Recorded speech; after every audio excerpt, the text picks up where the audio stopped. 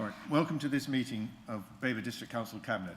I'm Councillor John Ward, leader of Babergh District Council, and I'll be chairing this meeting. May I remind you of some domestic arrangements. Please ensure that you maintain social distancing from all other persons whilst in the chamber and in the communal areas.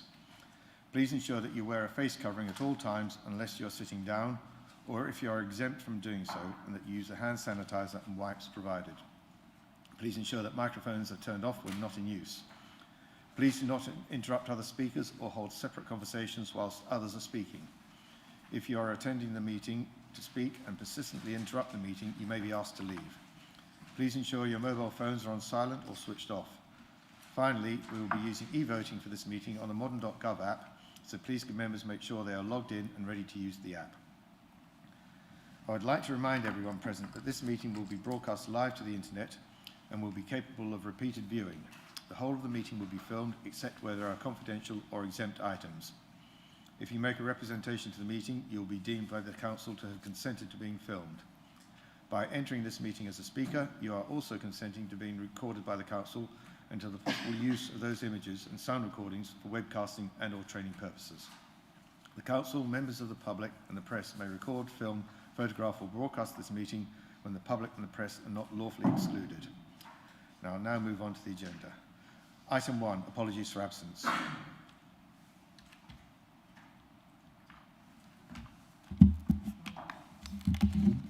Sorry, Chair. We have received apologies from Councillor McCraw and Councillor Davis, and also we received apologies for the Assistant Director for Economic Development and Regeneration, and the Assistant Director for Environment and Commercial Partnership is here instead. Thank you. Item 2, to receive declarations of pecuniary and non-pecuniary interest by members. Are there any declarations? Okay. Item 3, paper BCA 2146, to confirm the minutes of the meeting held on the 7th of March. So they're on pages 5 to 12 of your agenda pack. Does anyone have any comments on these meeting minutes? I'll just go through page 5, 6, 7, 8, 9, 10, 11, and 12 is a blank page actually. So no comments on the minutes? In which case, may I have a proposer for the minutes? Councillor Arthey, and a seconder, Councillor Barrett. So now we'll conduct the electronic vote for these minutes. Thank you, Chair. The vote is now in progress on your app.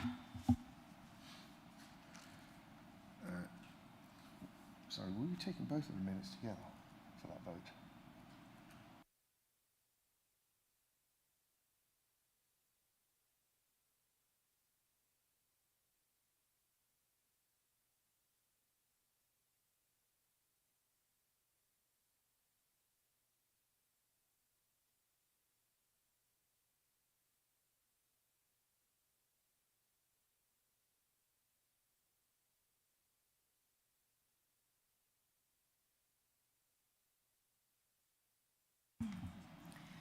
Councillor Malvisi, are you able?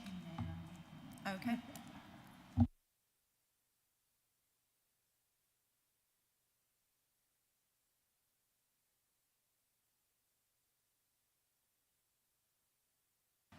May I take your vote, please?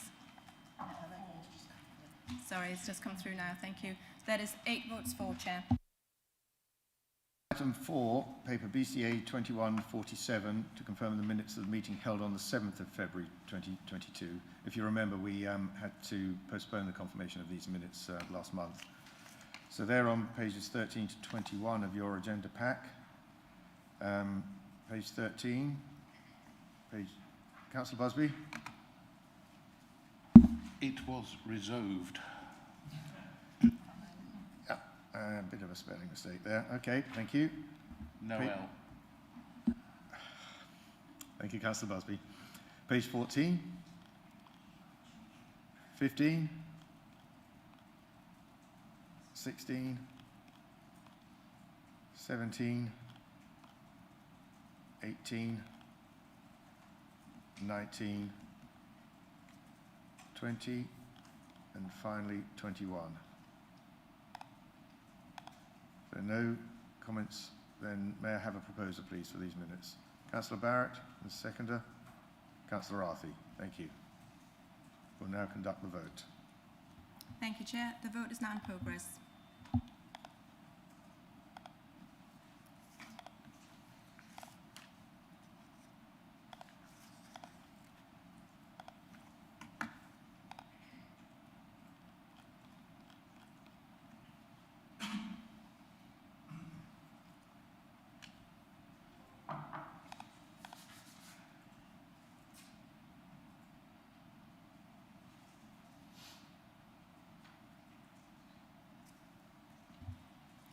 Councillor Holt, are you able to vote?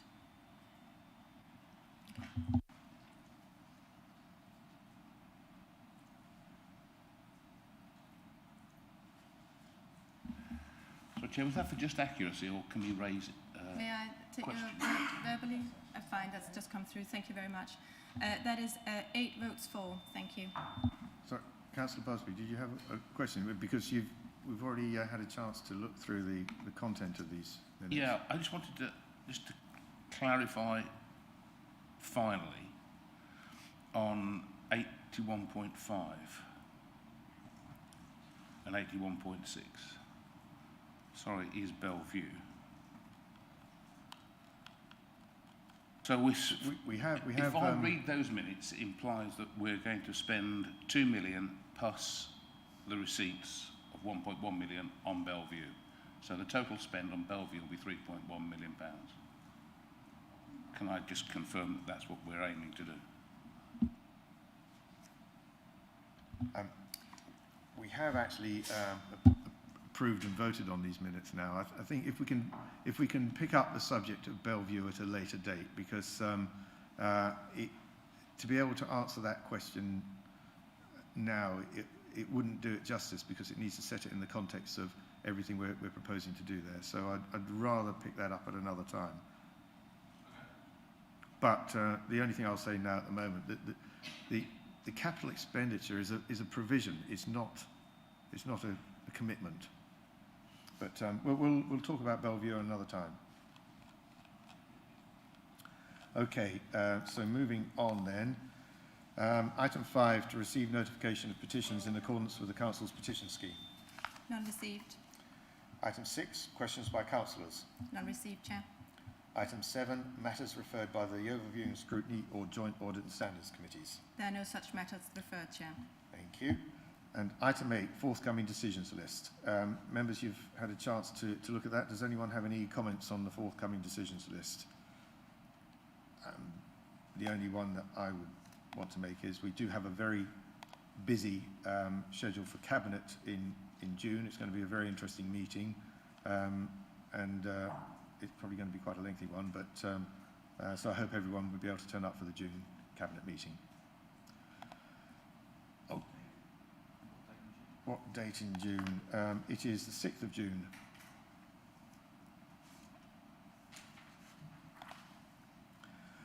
Okay, so moving on then. Item 9, paper BCA 2148, Homes England 2021 to 22 compliance audit programme in respect of the Ipswich Road Brantham development. I'll now invite the Cabinet Member for Housing to introduce this report. So, Councillor Osborne. Thank you, Mr. Chairman. I am pleased to introduce this report in respect of the Homes England compliance audit of our development of affordable housing at Ipswich Road in Brantham, and particularly pleased to report that Homes England confirmed the scheme had received a green compliance status with no breaches. Homes England identify a proportion of schemes receiving their funding to audit each year to ensure that schemes are being delivered in accordance with the funding requirements and delivering good value for money. This scheme in Brantham delivered 9 new homes with 630,000 of Homes England funding and completed in January 2022, delivering much needed affordable homes to our residents. Homes England require formal acknowledgement from Babergh District Council that the audit has been received from Homes England, hence reporting this to Cabinet today. I'd be happy to take any questions in this regard, and our Officer Hazel's here to also answer any questions. Mr. Chairman, I will now propose approval to the recommendations outlined in this report, and I would ask for a seconder, please. Thank you, Councillor Oswald. May I have a second? Councillor Busby. Okay, so questions, members of the Cabinet. Does anyone have any questions on this? No. Do any other councillors here have any questions?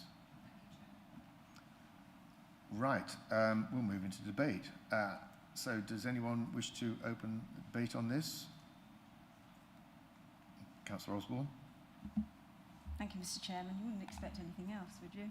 I'd just like to say, you know, this development is an exemplar of really good design, and is the one, as is the one recently completed in Shockley. The design is, you drive up to it, and you wouldn't know it was social housing. It's fantastic. It just fits in with the street scene completely. And these developments demonstrate a creative approach to finding ways to build our own homes by demolishing redundant void properties and building on the same site new homes. Our way of compensating for lack of available land, which is an issue at the moment, preventing us from building our own homes. Thank you, Mr. Chairman. Thank you, Councillor Osborne. And I must say, if Councillor McCraw were here, the local member for Brantham, I know that he would be singing the praises of this development. It is excellent, and the fact that it's got a green rating is testament to the quality of that. Does anyone else wish to say anything? Councillor Busby. Just to say that it's really the size of this scheme makes it acceptable to most villages, parishes, whatever, because it's not out of proportion to the village itself. It's only when we get these big 300, 400, 500 developments where it's totally out of proportion that people get upset. I think we should be, bearing in mind we've got to look at the local plan again, we should be looking at this kind of scale development as much as we can. Yes, I think we'll leave that up to the planning policy team and the review of the site allocations. But in terms of something this size, nine social rented homes, a development of 9, depending on the type or the size of the community, different sizes schemes can fit in. I think it's not, it doesn't have to be this small for everywhere. No, and you could also have more than one of these schemes in a bigger village. Okay, does anyone else wish to say anything? In which case, we'll move to the vote.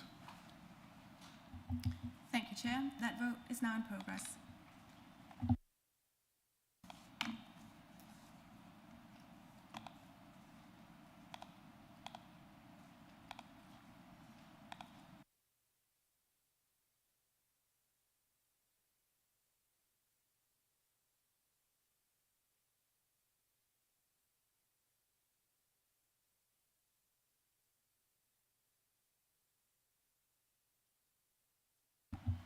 Chair, that is 8 votes for, and that's carried.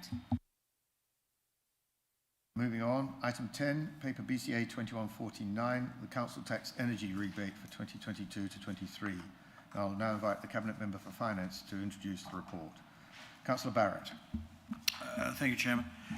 Yes, this report is brought to you for us to authorise the Assistant Director of Corporate Resources in consultation with myself to be able to offer discretionary payments from a small fund over and above the £150 which has been designated by the government in their fuel support payment.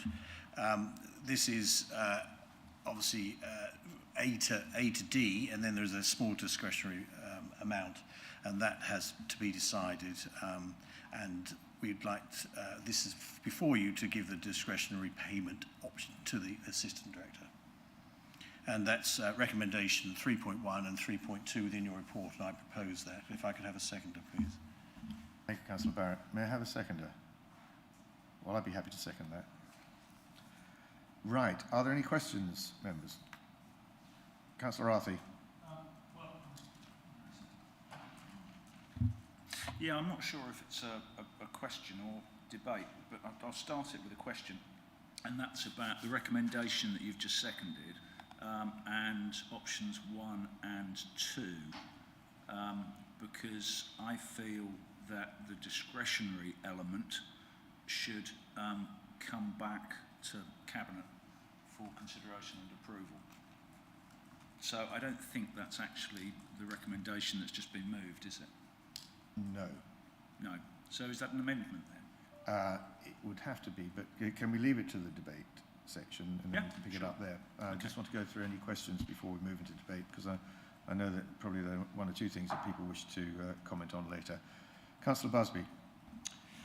Section 4.1, the background, it says the funding is due to be paid on the 30th of March. Then the next 4.2, it says it should be paid as soon as possible from April.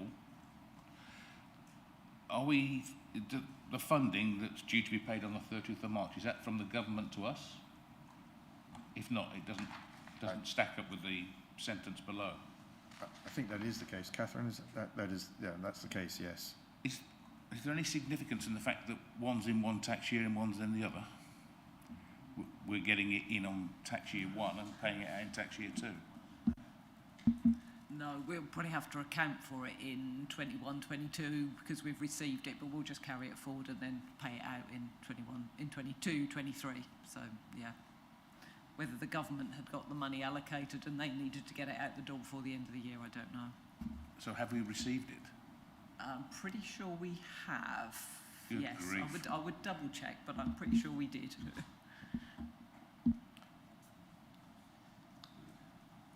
Any other questions? Councillor Osborne. Yeah, thank you, Mr. Chairman. Yeah, with the discretion, what's the extent of the discretion we can go to, please? Thank you, Chair. The original guidance was payments of £150, but they've since amended the guidance to say you could use the discretion to top up people that have already had £150. So, for instance, your CTR cases in A to D, it's your choice if you wanted to then give them a top-up payment. But I think you just got to remember it's only a small fund, and at £150, that's just under 950 households. So, Any other questions? I have one myself, and I think probably for you, Andrew. Do we know where we have tenanted properties, not Niles necessarily, but private rented properties, do we know how many of those where the landlord pays the council tax as opposed to the tenant? thank you. I don't at this moment in time. We did the extracts on Saturday and they're just being filtered, so it's something I can circulate after the event of how many we won't be paying because it's the landlord that's liable. Thank you. Thanks. Right. Councillor McLaren, you have a question? Thank you, Chair.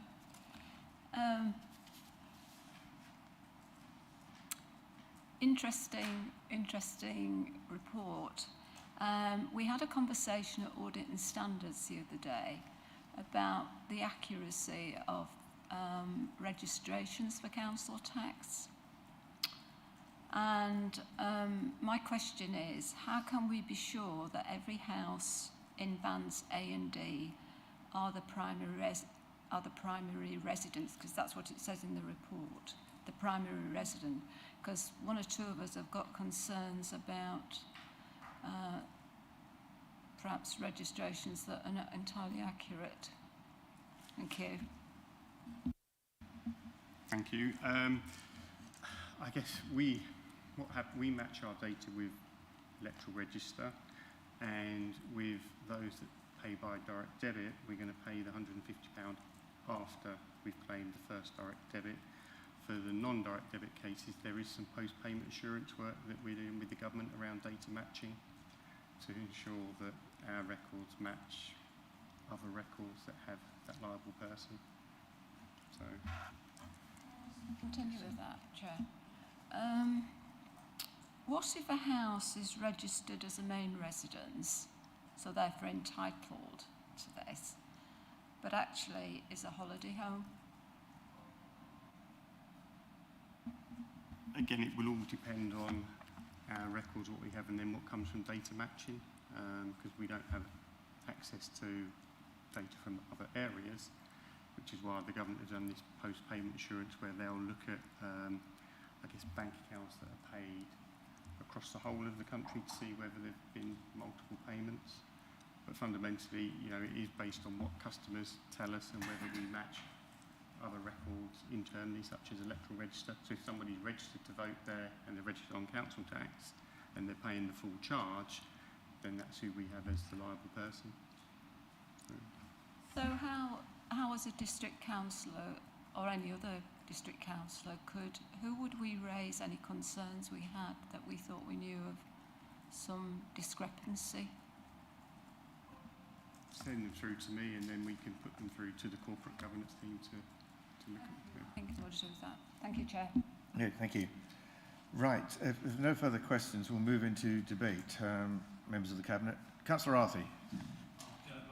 Go back, Chairman, to what I was talking about earlier on, which is the recommendations and the two options, where recommendation 3.1 seems to go for option 1. There are two things that I'd like to say about it, really. One is to give a little bit of, or I'd like us as a Cabinet to give a little steer to Andrew about where we ought to go with the discretionary scheme. And you mentioned it in your question, and that is my concern that we've got people who are in need of the energy rebate because they're the ones that pay the energy bill, but they're not the council taxpayer. And I think that this discretionary payment should be going to those people who are in need from an energy point of view, but may not be the council taxpayer. And I've spoken to you about this before, and I think you've confirmed that the landlord probably wouldn't be eligible, depending on what status the landlord has. But even if they are, it's aimed at the energy payer, not at the landlord. So what I'd like to see happen is that you work up a scheme. It'll take a while, I know, you've told me that. Work up a scheme for identifying and paying and being able to pay out an element. It obviously wouldn't be the full £150, I don't think. But if we could use all of that discretionary payment, perhaps it would have to be done by application, because I don't know if you've actually got all of that information, but we could invite applications for people who are the energy payer but not the council taxpayer. And I would like that proposal, Chairman, to come back to us as a Cabinet for approval. So I think that would be a change to 3.1 to have option 2 for the discretionary payments. Do I need to propose that as an amendment? Yes. I propose that. May I have a seconder for the amendment? Councillor Osborne. Councillor Osborne, do you wish to say anything? No, I think Councillor Arthey has said it all, really, so at the risk of not repeating it, I completely concur with what he said and have the same concerns if we were to go with the suggested option. So, no, I completely support option 2. Does anyone else wish to comment during the... Councillor Barrett. I mean, I don't have a problem with the proposal and the second, but it just means that it delays it possibly for a month, as it's got to then wait to come back to Cabinet. And whereas really this wants to be getting out to people, and I think this is the whole problem with this. This is like, do we want? If Councillor Arthey has made quite a good steer, which I'm sure that the Mr. Andrew Wilcox will take on board, I don't think we really do need to have it come back for us to approve if we've already given a steer. It just strikes me as it could delay the distribution of the money. Would that be correct, Andrew? Yeah, depending on when it comes back, it could delay, but it'll be useful to get a steer of the types, and now I can circulate a draft policy. That helps. Councillor Holt. Yeah, I mean, we've got to bear in mind, it was £142,000 in total, I think, the paper. 148. I mean, I think we've got to be very careful we don't overcommit too much time to this. I mean, it could take a considerable amount of officer time if we go into too much detail of requirements, but fundamentally we want that £142,000 to go to the most needy, whether they are council taxpayers or not. I just don't want to overburden officers with a complicated view that could take a long time to sort out. I don't think anything's going to be 100% right. I think we're going to have to just fly by the seat of our pants, for want of a better phrase, and do what we can, the best that we can. The main thing is to get the £150 payments out as quickly as possible. But, who pays the direct debits, the tenants, they're all very valid points. And if we can put that £142,000 to 148 to address that, fantastic. But I don't think we need to overburden officers with too much. Okay. Before Councillor Barrett comes back, I believe the monitoring officer wishes to say something. Thank you, Chair. Just from a technical perspective, the amendment that Councillor Arthey has proposed is not actually an amendment, because an amendment has to be specifically to add or remove wording, whereas what you're suggesting is actually to replace the recommendation with option 2 instead of option 1. So it can't be an amendment just to change the option. I think there are 2 ways that you could potentially achieve what you're trying to achieve, which is either to vote against the recommendation that's been put, which then would force the matter to come back to Cabinet, or you could amend the wording to say, rather than saying in consultation with the Cabinet member for finance, to say in consultation with the Cabinet, and therefore all Cabinet members would be consulted with before the discretionary policy is finalised by officers. Thank you, Chair. Thank you, Emily. That sounds like an eminently sensible... Yes. I'll go with the second one of those. Thanks very much. Councillor Barrett, do you have a comment? Well, I think we are overcomplicating something there, because within the original 3.1, it is in response that the Cabinet Member of Finance agreed the Discretion Council of Taxation Policy with the Director, Assistant Director.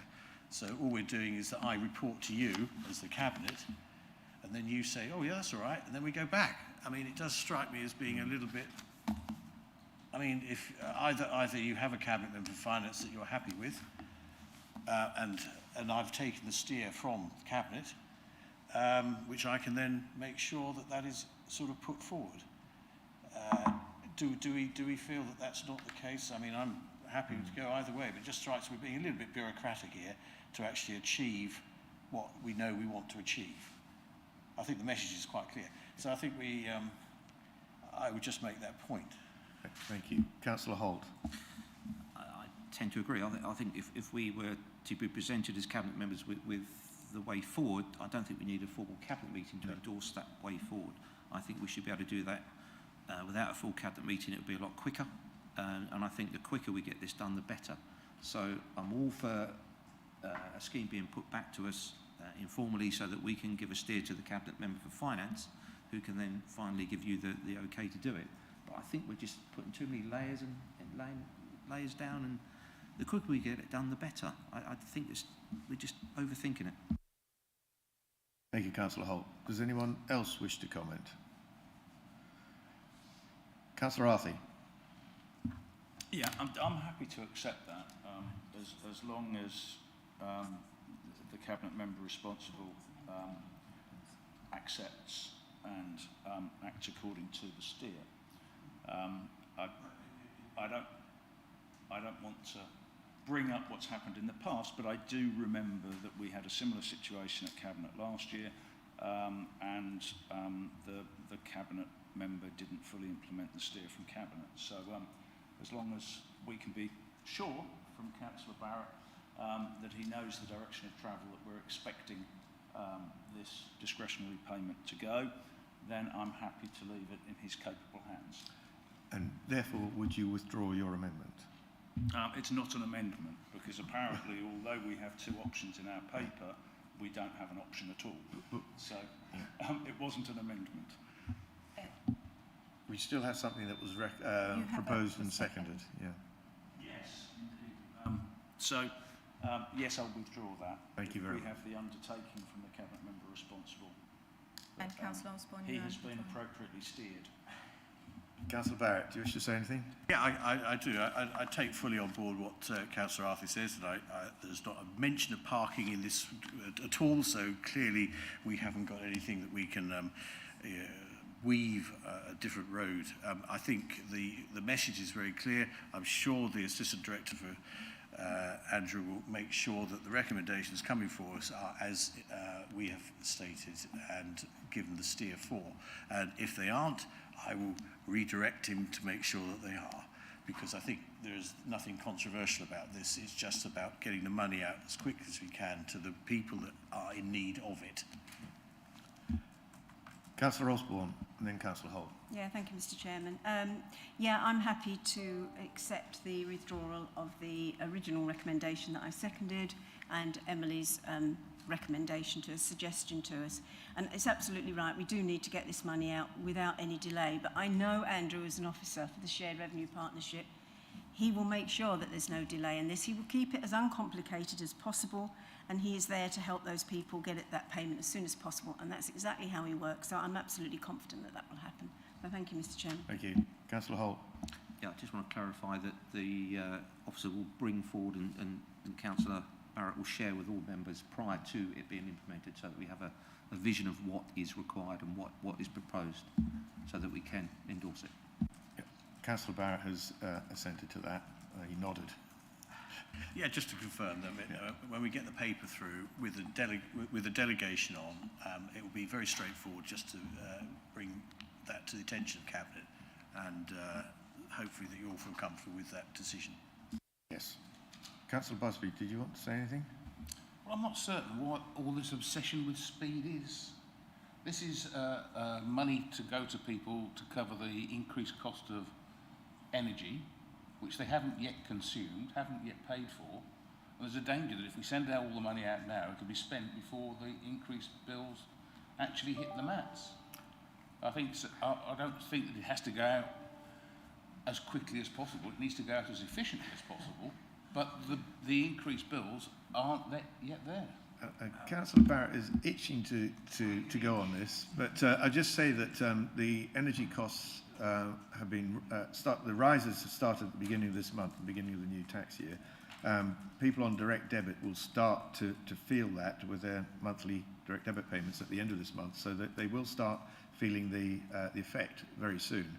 But Councillor Barrett, did you want to say something? Yeah, well, I mean, this money is, I would see that is more likely to be going to people who are on prepaid meters, and that is where the direct debit doesn't actually come in. So if you're on a prepaid meter or on one of those keys that you put into the machine, then the immediate requirement is there because they are paying as they go, unlike the direct debit requirement. So those are possibly the people that would be in need straight away, because they are feeling it now as their prepaid meter.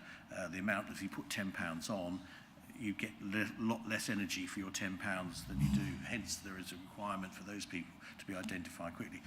If you're on direct debit, it's not, as you say, it's not quite such an issue. But a lot of the people that we're targeting this at will be people on prepaid meters.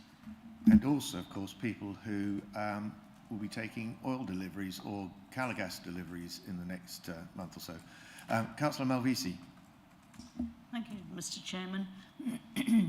This is to help the most vulnerable in society, and I think what we've not mentioned are the disabled, the sick, whose bodies cannot regulate their own temperature. So it's really important that they get this money ASAP. Thank you. Thank you. Okay. Any other comments? In which case, I was hoping we would get through a meeting without mentioning the P word, but that was probably too much, being too optimistic. But we'll now move to the vote on this, please. Thank you, Chair. Just to confirm, you are voting on recommendation 3.1 and 3.2 as detailed in the report. And the vote is now in progress.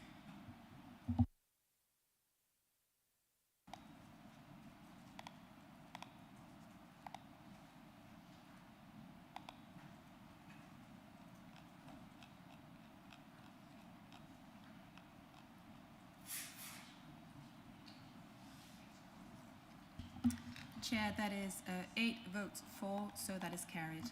Thank you. Item 11, paper BCA 2150, the Babergh Mid-Suffolk Sustainable Travel Vision and Local Cycling and Walking Infrastructure Plan.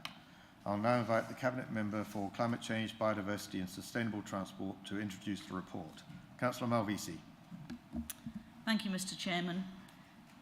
Today I'm asking that you endorse the Local Cycling and Walking Infrastructure Plan, better known as LCWIP, along with the Sustainable Transport Vision document that's in your background documents.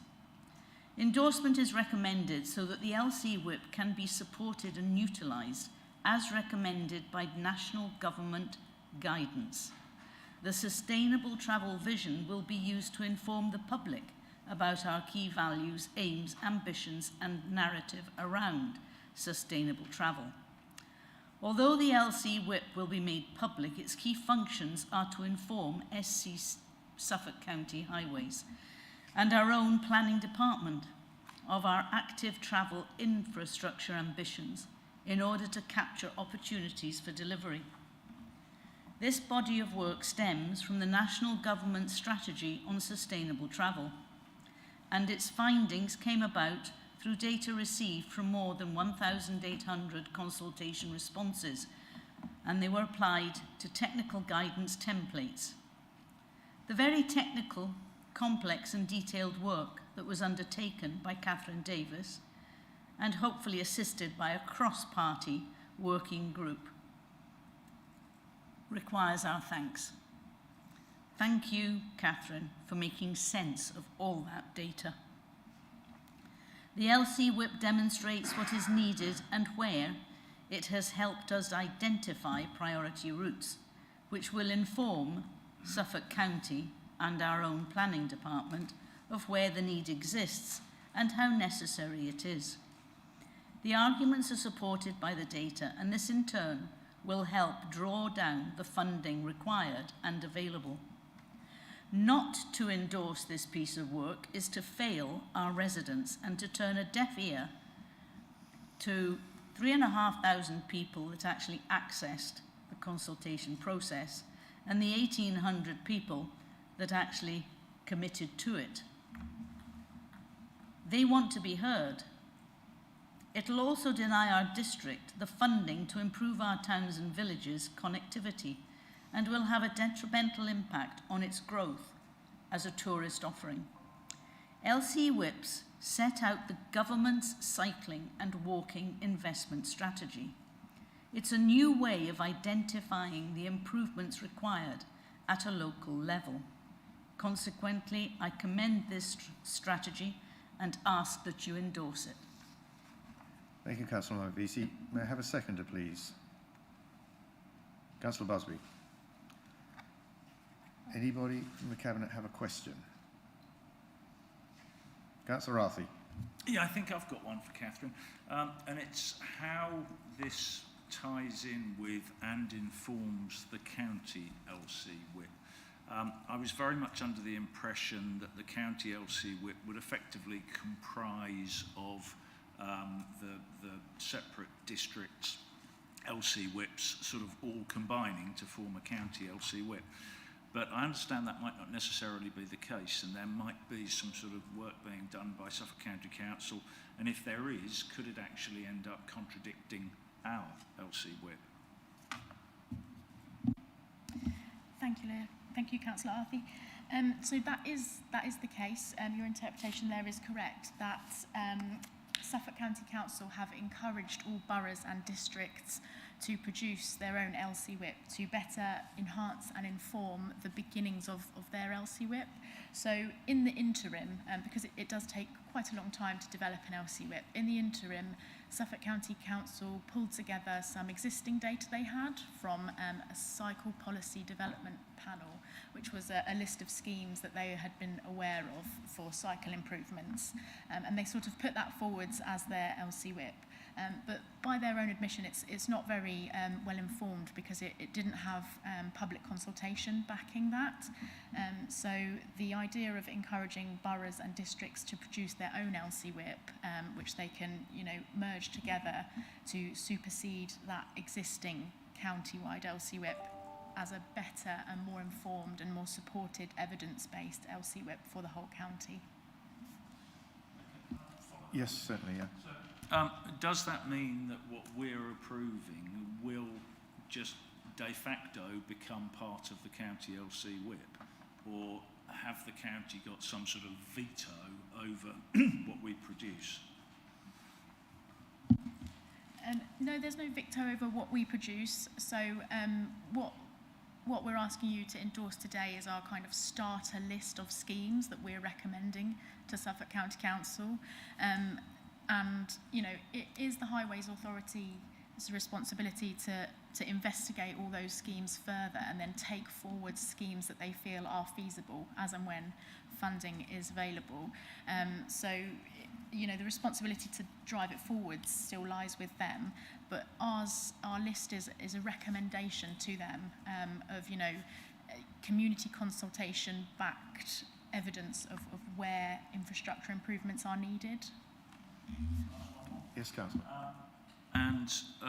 So when Suffolk County Council Highways, let's say, end up agreeing with supporting and costing a project that's in our LCWIP, when it comes to funding, they're not likely to have the funding, I don't think, and may well then be, am I right here, able to submit a SIL bid to us to help fund some of these projects? Yes, that can be the case, where they are looking at different sources of funding. They may recommend a SIL application, but they'll also be in a position to apply for national government active travel funding, which is the larger tranches of funding coming down. And essentially what the national government guidance lays out is that allocations will be favourable to authorities that have LCWIPs. So, you know, in that sense, it's, you know, providing schemes that are already listed in an LCWIP that they can ask for that funding for. Okay, so, I'm sorry, if I can carry on, Chair. So it's quite possible that at some time in the not too distant future, we will be looking at perhaps a collaborative funding approach where some government funding will be provided for the county council to distribute on sort of some schemes. I don't know if they're going to prioritise them or whatever. And we will then get involved again with additional funding, presumably through SIL bids, which come to this cabinet for approval. Yes, that may well be the case. I think a collaborative approach is definitely going to give us the best chance of securing funds for all of the delivery. So yes, collaborative approach indeed. Thank you. Before I go to Councillor Holt, I just got one quick question myself, and that is, if we identified a scheme that we could deliver, and it wouldn't require the county to deliver, but fitted into the parameters of what the LCWIP is trying to do, would we be able to fund that and go ahead with that ourselves without consulting the county? I would have to double check the process on that. We could certainly put forward funding and say that, you know, we want this delivered, but as they are the Highways Authority, I think it is still a county council duty to undertake the designing of the schemes and sort of the engineering of that, and then they would again take it to a hyper-local consultation to see if it had support before delivery. So there is quite a complex delivery process with all active travel infrastructure schemes that we would need Suffolk County Council to help us with. But if we were presenting funding, you know, we could give them a really clear steer that we would like them to investigate the feasibility of this scheme that we can fund, and, you know, if their designing and engineering and consultation makes that scheme deliverable, then they would be the ones to implement it.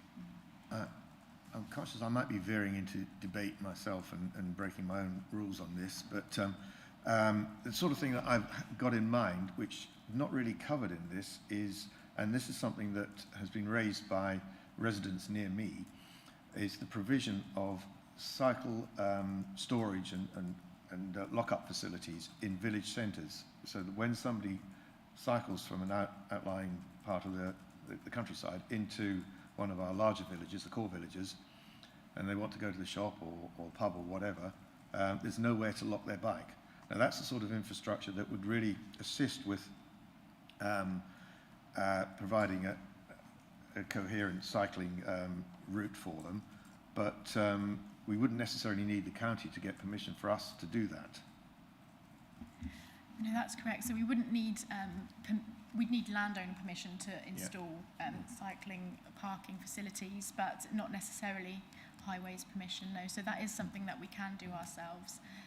And there was an opportunity on the public consultation for people to feed in where they think cycle parking is needed. So we do have some data on that, some recommended locations for more cycle parking that we can work through. Okay, I'll speak to you offline about that because I've received a couple of emails on that subject. Thank you. Councillor Holt. Yeah, a couple of things. The 1,881 people that participated, was that just solely the Babergh participants? That was for Babergh and Mid Suffolk, so Okay. both districts were on the same consultation map. Yeah, okay, so that wasn't just Babergh. And the second thing was, out of Suffolk as a whole, we are the first to complete our LCWIP. And how far are the county along with theirs? Is it complete, or are we just ahead of the game as we usually are in Babergh? So the County Council LCWIP is still in draft form, and I believe, that's sort of an interim whilst others produce theirs. I believe we are the furthest ahead. East Suffolk Council are in the process of producing a cycling and walking strategy, which is slightly different to an LCWIP, but they may reconsider how they want to present their information. I know that Ipswich Borough Council are just beginning the process for theirs, and West Suffolk District Council are in the process of looking at how to start theirs as well. So, yeah, we are slightly ahead of our neighbouring districts. Councillor Busby. When do we get to prioritise the schemes? Because there's no way we can afford all of them. If you total them up, it comes between 50 and 60 million pounds. We're not going to spend 50 million pounds on cycle routes. We haven't got 50 million pounds. So how do we prioritise? When do we prioritise? And Yeah, we've got the short, medium and long-term prioritisation here, but I guess you're No. That's just allocating as to how long the time can be.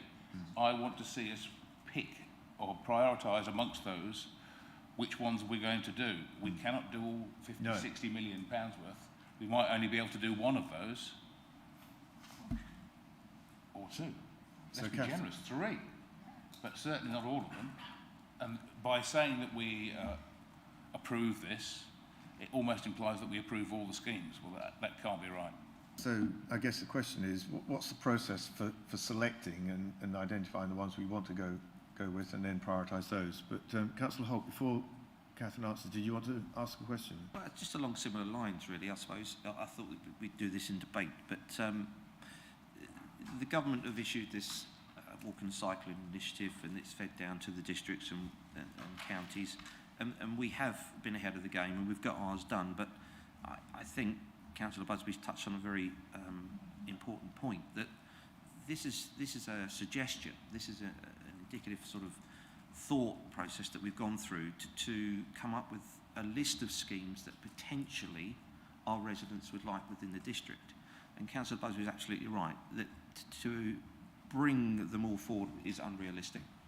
I think members and residents have to realise that as much as this is a great aspiration of ours, the deliverability of it is something that is going to be very difficult.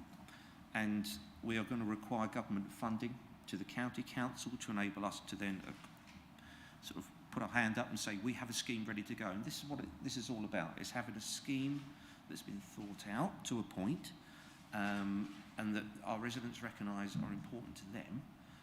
But it sort of puts us ahead of people at the moment. So if the funding does come along, we have something to go to county and say, look, we've got this scheme, we need it funding, we need it processed, we need it costed, and then we may be in a position ahead of others to get that money. But not all of this is going to be delivered by any means. I think the other important thing is that this list of schemes is a living document, it's a live document. We have gone off residents' thoughts, and I know Catherine's put a lot of work into the items on here. A lot of them were dismissed.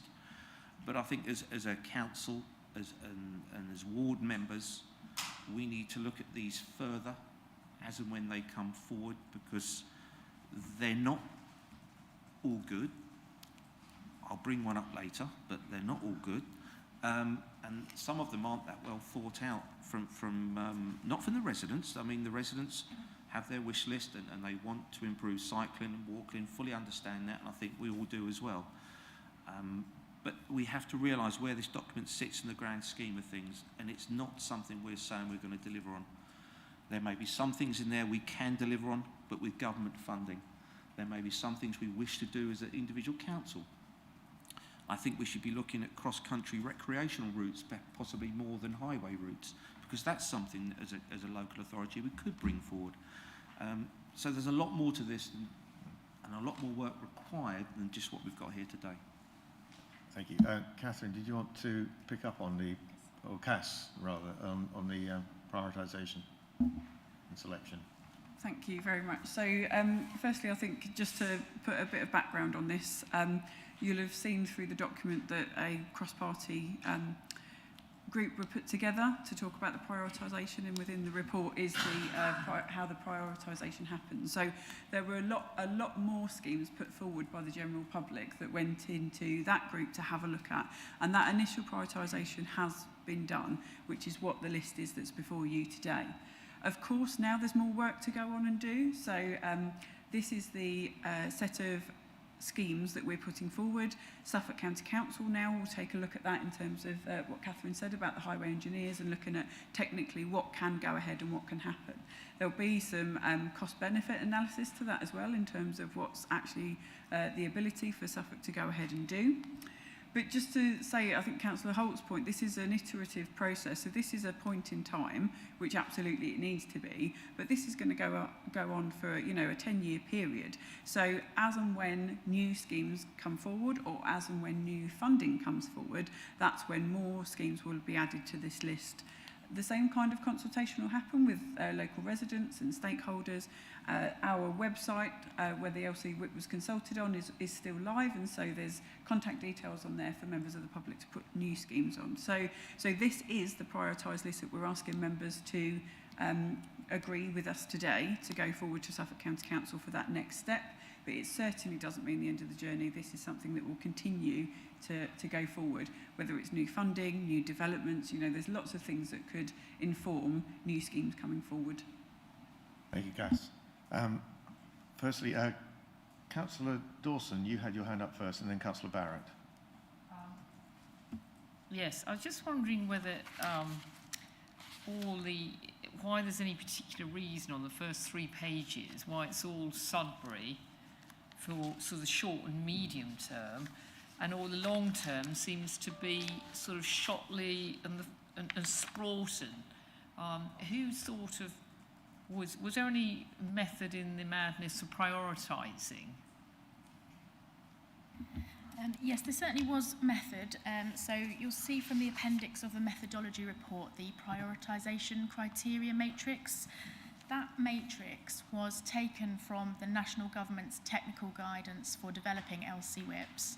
They actually have an example prioritisation table that they recommend is used. Now, we did tweak it slightly as far as was practically possible to enable our more rural schemes and rural locations the chance to score highly in certain criterias.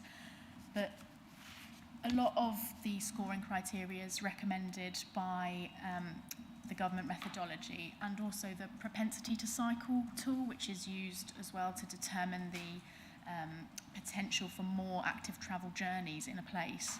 It does tend to bring out higher scores for urban areas. So that is why schemes in our larger towns have scored more highly than perhaps some of our schemes in smaller villages and rural locations. But that is why we were very keen not to dismiss all of our rural schemes on the basis that they wouldn't score highly. We have still included them because we don't know whether in the future new funding streams will emerge that actually makes them much more feasible. So that is why it's still worth including them on the list. While I understand, obviously, that how that scoring has come about, there is also a political dimension that we need to be mindful of, and the fact that everything is skewed towards Sudbury very heavily, it might not play very well in other parts of the district if, yet again, we see all of our effort and potentially money is going into one place only. It could cause us some problems, and we do need to be mindful of the need to be seen to be Babergh district rather than just focus on Sudbury. But Councillor Barrett and then Councillor Holt. Just on the list of identified projects, one that certainly I've been involved because I actually live on the road, Beaconsfield Road, Melford Road, which with the county have actually they've all started consultation on that. And that's pretty universally been condemned because it's not a good one. Are we at this stage able to take that out? Because pretty much universally that has been accepted as not being acceptable. And it's been identified by certainly county, district councillors, town council, cycle groups themselves. I take that Tim Register, has been anti that. I'm sure you've had him on the phone to you, Catherine. Yes, you have. You've got the smile. That's good. Have we got that flexibility we can take out where the scheme doesn't seem to have any benefit?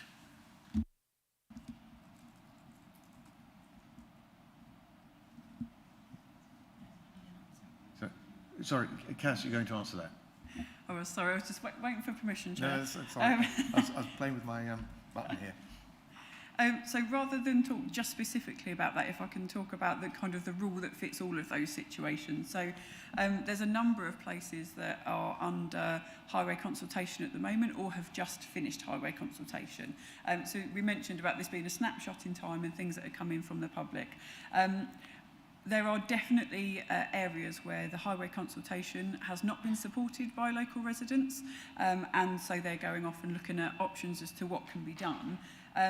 What we will do is look at, keep those areas in mind in terms of, we've heard from residents that they want to have a look at provision in that area, but of course, part of our next steps is what are Highway doing in terms of their consultation and their options. So whenever that happens, it doesn't mean it has to drop off the list, we just need to hold fire, see what happens with that consultation. If in the end that means that it does need to come off the list, then we'll do that and we'll talk to the residents about why that's happened. Or there may be subsequent options put forward to residents by the Highway Authority that may be more, more suitable for them. One thing that I was just going to say, if I can, is we spoke about methodology earlier. There was no madness in it. It was just a good methodology. What it can be is adapted. So we have done that already based off of the what has been spoken about centrally. We've already done a bit of that adaptation. If it has skewed it in any way, we can, of course, go back and adapt again. Thank you, Cass. Councillor Osborne.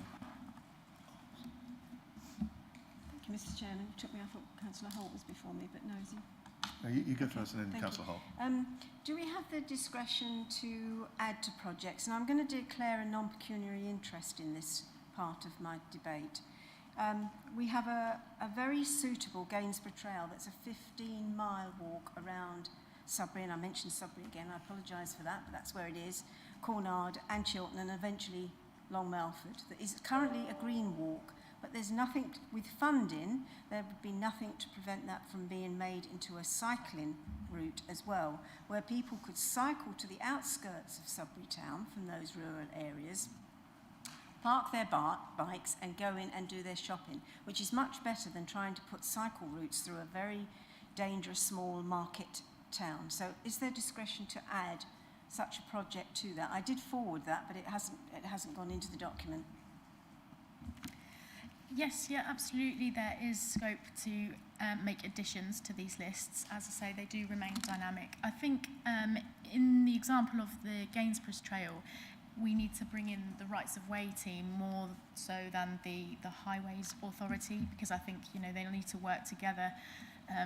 As I understand, the route covers more rights of way than roads. So I think the questions there are about designations, sort of from footpaths to where cycling is permitted. So that can very much be mentioned within the LCWIP, and I can add that in.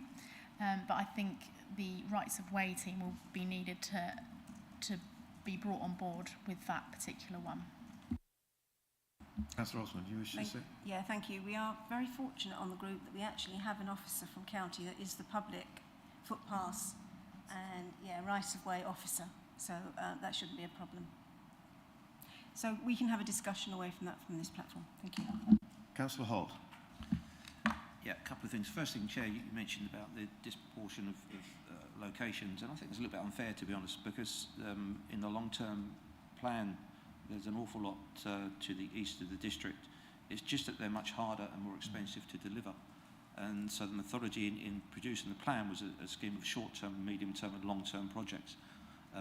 So I think we have to acknowledge that it does go across the breadth of the district. It's just that some of them are very, very expensive to deliver. I think the cycle route in towards Ipswich is a very important one, but if you do it in the piecemeal sections that we've got on the list, you add that up, as Councillor Busby's alluded to earlier, it's an awful lot of money. That should be an aspiration of ours to deliver that, but we have to be able to step back and just think methodically and say, how achievable is it in the short term? It isn't, which is why it's in a long-term project. The other thing is, Officer mentioned about, as Councillor Barrett did, about the junction at Melford Road in Sudbury. Again, we have to be mindful that one person recommending one scheme does not necessarily mean that those residents locally would support it. And I think, you know, if you take out 1,800 people put in across both districts, a lot of them were one or two individuals who mentioned a scheme that they thought would be suitable. So again, we mustn't just run away with these and say, well, that's what the public wants, because we need to rein it back in a bit and just look at it. And I think we do need to go through our lists over the next few months and possibly bring other ward members in and get more local knowledge and input from those so that we can perhaps filter those through a bit more and add more schemes to them. Because as we go through the process, the LCWIP is going to become more prominent, people are going to be more aware of it, and when that happens, you will get much more input. So I think that's why we want this living document to just be acknowledged, put out there, and work with it, add to it, take things off. Yep. Thank you, Councillor. Councillor Malvisi. Just a point of information, Mr. Chairman. There were workshops to which all members were invited and they were interactive. Yeah, thank you. Yep. Councillor Holt. I was a member of the LCWIP board as well, and I would agree there were workshops, but we all know with councillors here today that on the cabinet they don't attend. So, you know, they can argue afterwards that they weren't invited and involved. They were, but this is why this document is important now. We get it out there. It's a document that we endorse, and they can have their say afterwards. But yeah, we live in the world where we live. Yeah. Okay, I'm conscious we've kind of moved into debate, or straight into debate, but then it's kept the flow going quite well. But does anyone else wish to contribute? Councillor Busby? It was a kind of a question and kind of debate. Are all these amounts reflected in the PIPs, the parish infrastructure plans?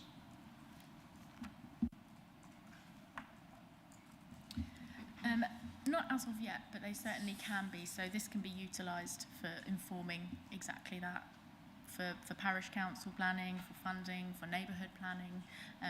Once this, you know, is shared more widely, it can be used as a tool.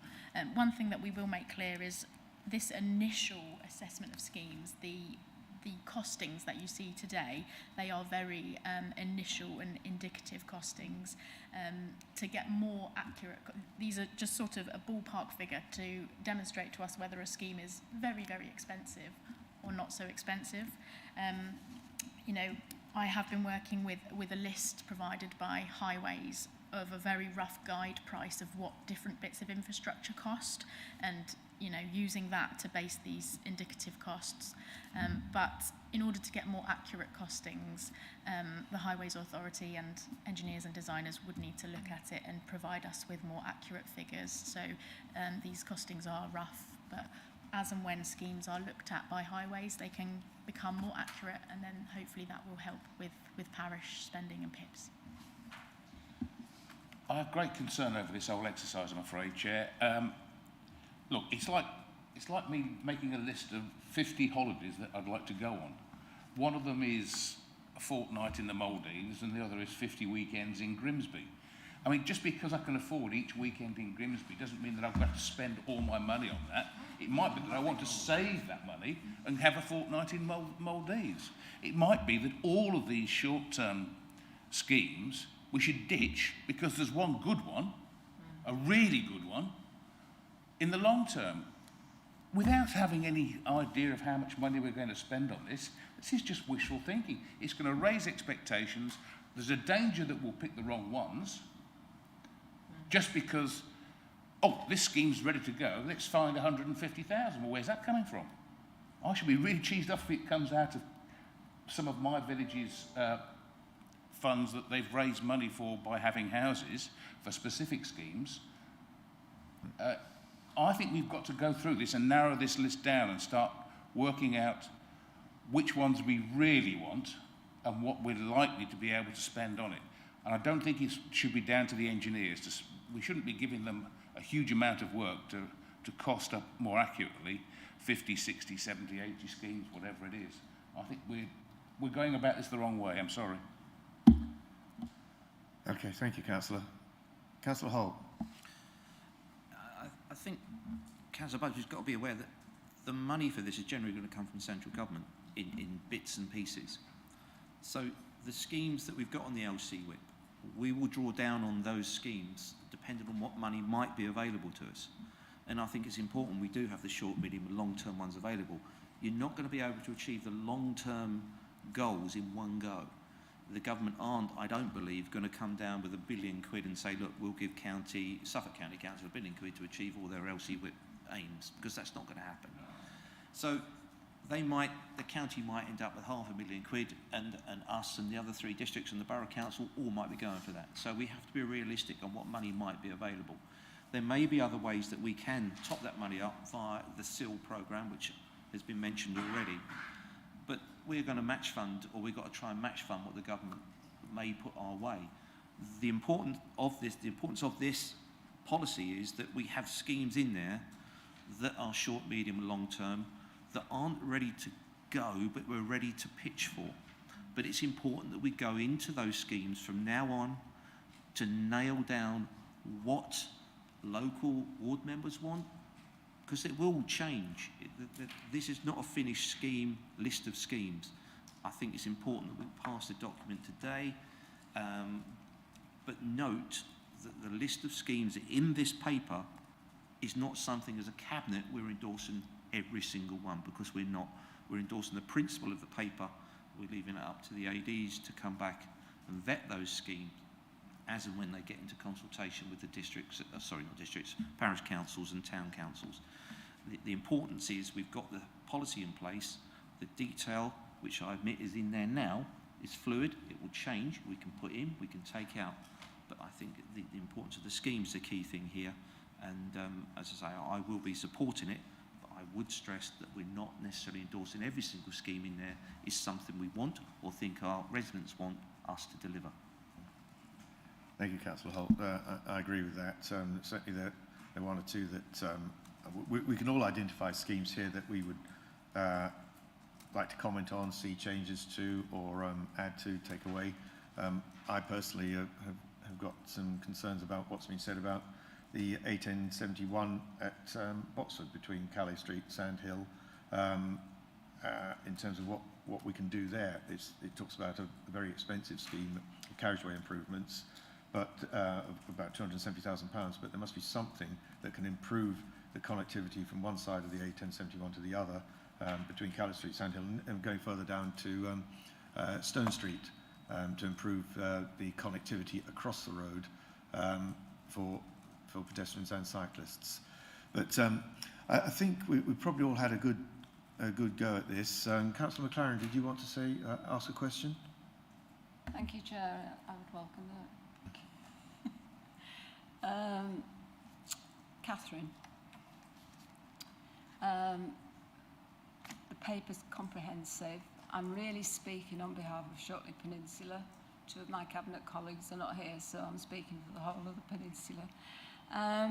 And so I think as a group of communities, I think Shotley Peninsula would be very much for active walking and cycling.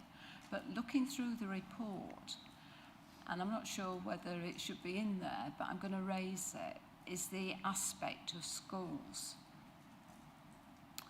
And can I just elaborate on that? I know it's not good. I was going to ask you the question. In the peninsula, we have a shortage of primary school places. So you can get a mother driving to 3 different schools with 3 different children. We have got an academy and we've got 2 private schools where mothers driving their children every day from as far as Framingham and Felixstowe in whatever mode of transport they use. And so my question is about, has the County Council or has LCWIP locally considered this problem? Because we'd like to see children walking to school and children cycling to school. Has schools been considered in this paper? Thank you, Councillor.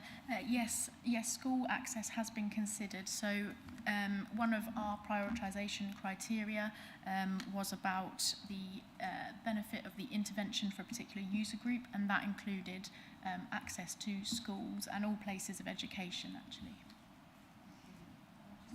Question, Chair, thank you. While reading the long-term aspiration for Shotley, I am disappointed, and any members of the public reading this public document, which is out on online, I'm sure they're disappointed with it as well, that the long aspiration for the Shotley Peninsula. Every weekend, Shotley Peninsula welcomes hundreds of cyclists, especially during the summer. It's advertised as a centre for cycling if you go on the tourist information. And so I'm just asking about the thing, you know, Shotley has lost a lot of business through the pandemic, and we need all the tourists we can accommodate on Shotley. Can you explain why Shotley perhaps is a long aspiration rather than a short aspiration? Thank you. Thank you. So, as you have alluded to, there's an awful lot of passion and desire for better cycling and walking routes in Shotley, and that was very much reflected all over our public consultation. And there were comments all over it just for general better connectivity.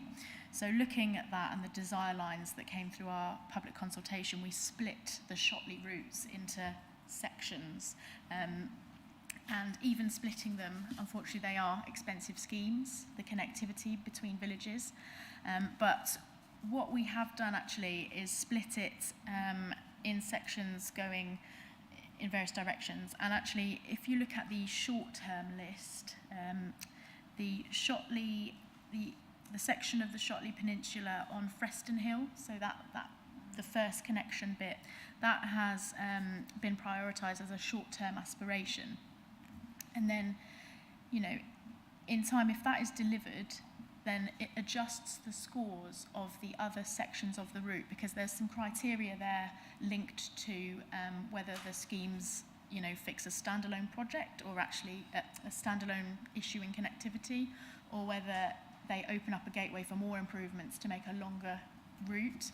So if we see delivery on Freston Hill, and you know, this LCWIP has already sparked some conversations between the Shotley Peninsula Cycling Campaign and myself and County Highways and the SIL team. So we are really looking to progress that scheme. if there is delivery there, then it makes the next section of route more viable, and then we can adjust the scores of that one, and that may then be sort of changed from a longer term to a more medium or shorter term ambition, and we can keep adjusting as more bits get delivered. But really, you know, when looking at such a long connectivity route, we need to start somewhere, and that's why that Freston Hill section, which is sort of the key gateway area, has been prioritised as a short-term priority, in the hope that delivering something there will enable the rest of the connectivity on Shotley Peninsula to be brought up the priority list. Can I just follow through that? Yes, I think that's helpful, actually, Catherine, because anybody that drives on Shotley Peninsula on a Sunday, it is in fact Freston Hill that is the major. I go to Holbrook every Sunday, and I'm usually behind 20 cyclists going up Freston Hill. So we welcome that, but can I just ask that that is well publicised when we, whatever the time span is and whenever it's agreed, because people will understand that and welcome that, and probably give them patience for the rest of the cycleways that are proposed for Shotley. Thank you very much. Thank you, Chairman. Thank you, Councillor McLaren. Councillor Arthey, did you want, and then Councillor Busby. Yeah, just a quick one. And funnily enough, it's about Councillor Busby. I hope to get a holiday postcard from him, and I hope it comes from Grimsby and not from the Maldives. What I really wanted to pick up on was something that Councillor McLaren has said about safe routes to schools. And yes, these will be picked up. And thank you to Catherine, who's picked up the one in Cockfield, where there's a break in the footway provision to the school. So I'm looking forward. Thank you for picking it up. And thank you for all the rest of your work, because I have to say Catherine's done a sparkling job on it. Thank you. Councillor Busby. Well, can I just confirm to Clive Arthey that, of course, it will be Grimsby because we're on Babergh allowances, not Mid-Suffolk allowances. I have a problem. Having seconded this report, I was happy to second the actual documents, but I'm not happy if that is the inclusion of all of the schemes. So you might need to find another seconder, I think. Okay. Well, I'll second then. If nobody has any further contribution, I think we've had a good go at this. We've been, but we have focused, admittedly, on the schemes rather than the bodies of the two reports. Not just the LCWIP, but also the Sustainable Travel Vision, which we've got here. I think as two reports, though, irrespective of the merits or otherwise of individual schemes, which clearly there's more work, more discussion and more consultation, the reports are excellent, and I'd like to endorse my colleagues and thanking you, Catherine, for the work that you've put in, and also for your contribution this afternoon in terms of answering questions. I think that's been very helpful for us, and helpful for us to, in order to understand and to ensure we've had a good discussion and debate about this. Councillor Holt, then, I'll leave the last word to you before we go to the vote. I just want to confirm, earlier on I did say that as a cabinet we weren't a supporter and endorsing all the list of schemes. So I just want to make sure that that is clear. I can't see in the recommendation that we're actually approving all the schemes. So I just want to make that point clear. Okay. This is to approve the LCWIP document, not the schemes in the document. Councillor Mavisi, sorry, I didn't realise you wanted to. Yeah. Thank you very much, Chairman. Just to further confirm what Councillor Holt has said, and to allay the fears that Councillor Busby might have, we are not agreeing the schemes, we are endorsing the strategy. The schemes have picked up recommendations at Cabinet briefing, and I know that Catherine's been working on those issues that were raised. And I'm sure there might have been issues raised with Mid-Suffolk this morning, and Catherine will be working. It is a living document that will change over time. Yeah, thank you, Councillor Mavisi. And just to remind members, the recommendation is to endorse the draft documents and that the completion of the final documents delegated to the AD for Economic Development in consultation with the portfolio holder for climate change, biodiversity and sustainable transport. Okay, I think it's time we move to the vote then. Everyone happy with that? We'll go to the vote. Thank you, Chair. The vote is now in progress.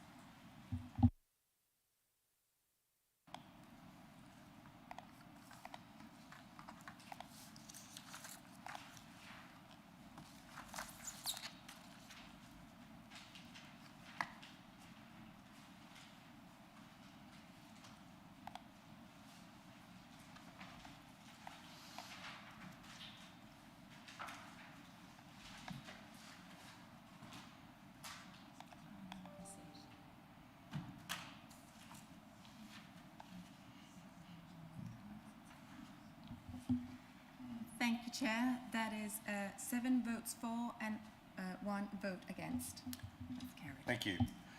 That concludes today's meeting, everyone. The next meeting is on Monday, the 9th of May at 2 p.m. Please note that the agenda pack is incorrect. It does say Saturday, the 9th of May, but I'm sure none of you wants to be here on a Saturday. Okay. No, definitely Monday, the 9th of May. Okay. Thank you. We'll